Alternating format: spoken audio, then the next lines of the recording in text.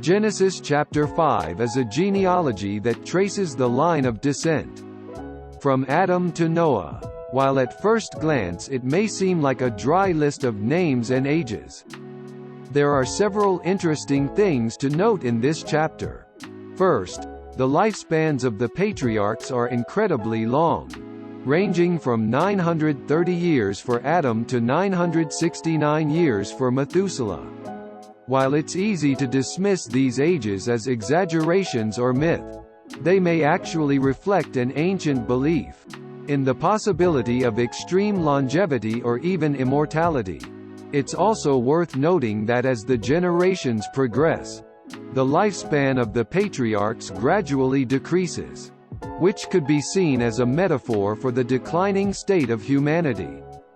Another interesting aspect of this genealogy is the repetition of a certain phrase, "and he died." This phrase is repeated after each patriarch's age is given, emphasizing the reality of mortality and the inevitability of death.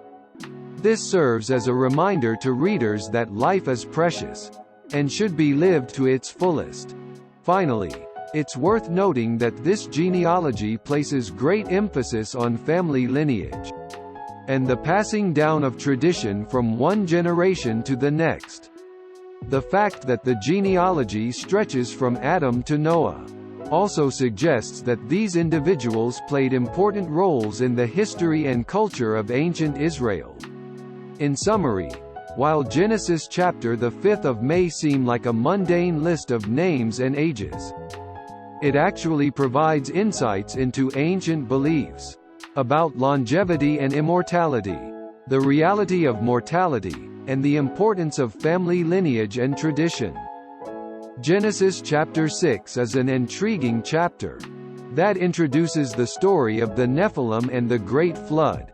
The chapter starts by describing how the sons of God saw that the daughters of men were beautiful, and took them as wives, producing offspring known as Nephilim.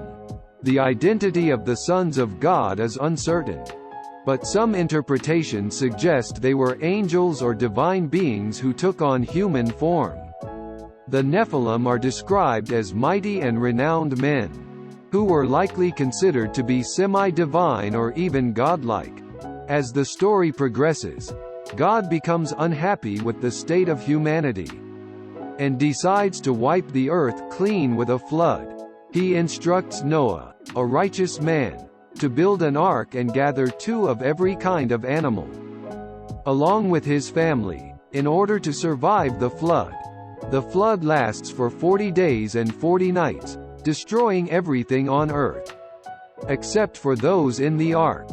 The story of the Great Flood is a significant event in the Bible, and serves as a reminder of the consequences of disobedience to God. The presence of the Nephilim in the chapter adds an element of mystery and intrigue, leaving readers with questions about the nature of these beings and their significance in the story.